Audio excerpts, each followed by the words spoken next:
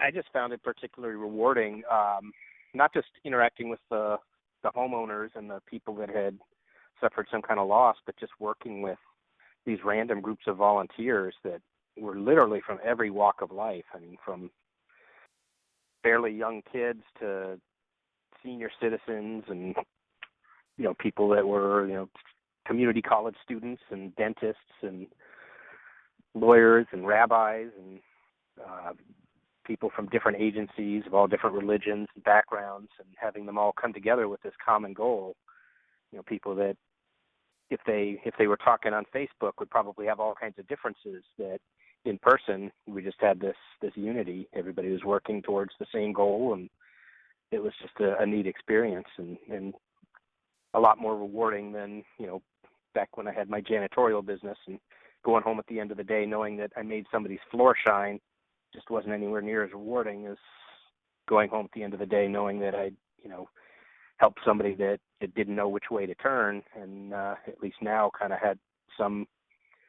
clear avenue as to which way they could head. To see something on this magnitude where you're just driving for miles and just seeing nothing but destruction, it was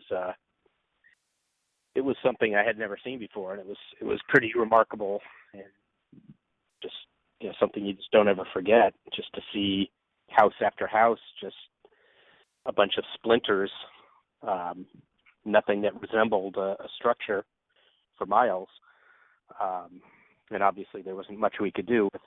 something that was in that shape. But here and there we would come across homes that were salvageable, and that there was something we could actually work on. It was a big difference between seeing it on TV and hearing about it and reading newspaper articles and actually driving through these communities and realizing, and kind of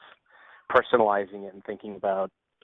how it would feel to have all of my belongings just sort of put in a blender and spread out over who knows how many miles. It gives you a whole different set of empathy for the people that are going through this.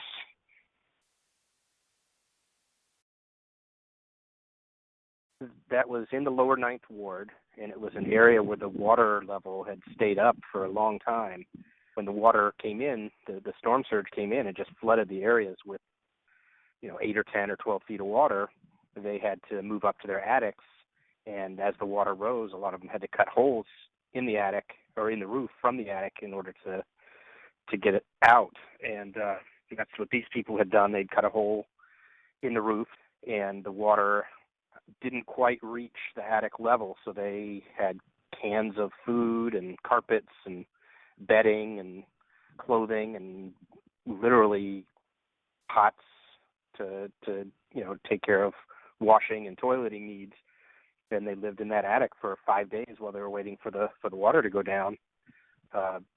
Apparently, in their particular neighborhood, nobody had come by to rescue them, or either that or they declined it. I don't know the specifics there, but I just remember talking to the homeowners, and they told me that they spent 5 days in that attic waiting for the water to go down so they could get out.